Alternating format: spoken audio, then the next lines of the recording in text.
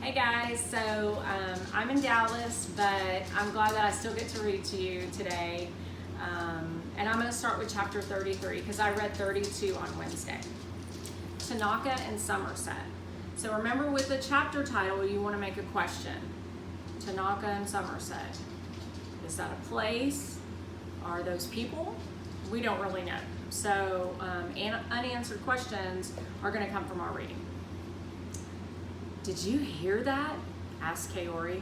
She had her hands up, palms out, as if to say, everyone stop where you are. Jen's eyes widened and her face paled. She took a step closer to her big sister, and then another. I heard it. What happened? Said just Renee, looking from one girl to the other. It sounded like... Jen's eyes searched the woods, but she didn't move a muscle. Someone calling for help, Kaori said. Just Renee's eyebrows shot up. You mean you heard someone screaming? Are you sure? Yes, the sisters replied in unison. Kaori pointed westward. It came from over there, she said. Without saying another word, the three of them walked in that direction. A dozen images flipped through Kaori's mind. She imagined Virgil curled up at the foot of a weeping willow, holding a broken leg. Virgil perched on the highest branch of the tallest tree, trapped like a cat. Although she knew better, he would never climb a tree that high, if at all. Virgil lying next to a rock with a bump on his head. She thought only of Virgil.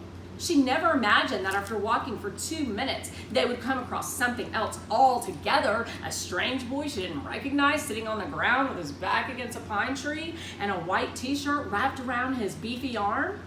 When he saw them, his face changed from frightened and whiny to frightened and irritated. His eyes went from Kaori to Jen and then to just Renee. When he saw her, he turned stoic and no longer seemed like the person who'd cried out.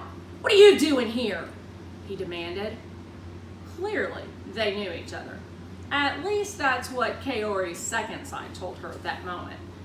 Did you scream for help? Renee asked, sounding bored. The boy huffed and turned away. He brought his arm closer to his chest. The three girls knew immediately that he had, even though he had snorted out an unconvincing no. What happened to your arm then? Asked Jen, no longer ashen-faced. She motioned toward the makeshift bandage, which Kaori now realized was a pillowcase, not a shirt. I was bitten by a snake, if you want to know. He sounded proud. It was huge, like a cobra. It almost bit my arm off. Really? Said Jen.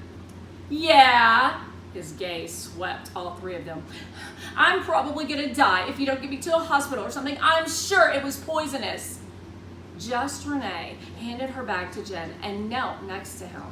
The leaves shifted under her knees. She held out her hands and motioned for him to show her the wound, like a mother dealing with a spoiled child. What are you gonna do? The boy jerked his injured arm away. Hex me or something? Just Renee made a big show of rolling her eyes. I know a lot about snake bites, so just show me your stupid arm. No way. Just Renee dropped her hands and shrugged. Okay then, but you should know that if you keep that shirt or whatever it is wrapped around your arm like that, you probably have to get your arm cut off. You're not supposed to cover the wound that way. The boy snorted again. You're crazy. You're always supposed to wrap up an injury. Everyone knows that. When you wrap up a snake bite, it makes the skin warm and it traps the moisture. Moisture causes bacteria to grow, and then your arm gets infected, and then it spreads, and she made a chopping motion against her own arm. That's why you're not supposed to wrap it up. Plus, I don't think it was poisonous anyway. How do you know? Jen asked. She seemed disappointed, like it was much more interesting to meet someone near death from a bite than rather a stupid boy infecting his own arm. Kaori observed everything with interest. Just Renee knew a lot about nature and animals. Maybe they should go into business together. Kaori could tell the fortunes and provide spiritual guidance, and just Renee could help her with spells or something. If Kaori needed a specific type of stone, Renee would know exactly where to find it. they could come up with a good name for their business. But not Kaori and Renee. That sounded lame. Something good, grown up and businesslike. Their last names, Tanaka and text evidence. There's the answer to our question. Kaori tapped Renee on the shoulder as the boy reluctantly lifted up his wrapped arm. Just Renee turned around to face her. What's your last name? Kaori asked, just curious. Just Renee paused and then said, Somerset. Tanaka and Somerset. There's the answer to our question. That sounded perfect, like a real business. She could see the sign now, bright and blazing. She could almost feel the flashing lights burning her eyes. Tanaka and Somerset, Tanaka and Somerset, Tanaka and Somerset. When Just Renee tossed the pillowcase aside to expose the snake bite, Jen stepped forward and crouched next to them. That's it, she said. That's the big snake bite? Kaori looked at the injury.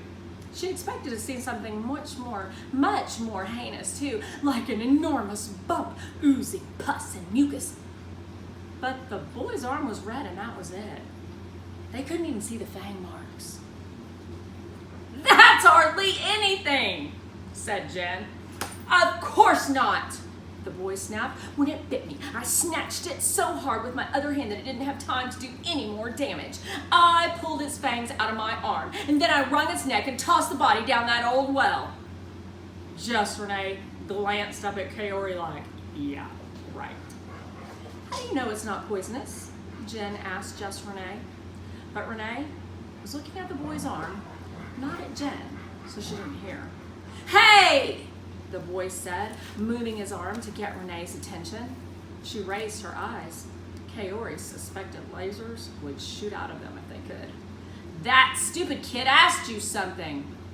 Jen yanked her jump rope off her shoulder like a whip, only it didn't look very threatening since it was hot pink and she put happy face stickers on the handles. What did you call me? The boy ignored her and repeated Jen's question to Renee. He held his arm against his chest like it was a precious jewel. Because this is barely a bite. You may as well have been stung by a wasp. Just Renee counted off on her fingers. Your throat isn't closing up. You don't have a fever. You're not having a seizure. And you're sitting here talking to us like the usual dodo that you are. You probably got bitten by a water snake or a garter snake, maybe a northern racer or something. Whatever, defo. He scrambled up off the ground. How'd you manage to get bitten by a snake anyway? Kaori said, trying to make her tone as condescending as possible. You know, that means to look stupid. I was on a snake hunt practically all day, he said. That's what I do. I hunt snakes and I kill them with my bare hands. He showed her his hands. Is that supposed to be impressive? Kaori asked. Sounds like you're mentally defective. Just Renee stood too. You should go back to your cave and run some warm water over that so-called injury and then wash it with mild soap. You don't want it to get infected or... She made the chopping motion again. And for the record, my name is Valencia, not Defo. Jen and Kaori traded confused looks. My name is Valencia? I thought your name was Renee, said Jen, speaking for both of them. But Valencia had turned and was glaring at the snakebite victim as he walked away. So she didn't hear. Why couldn't she hear?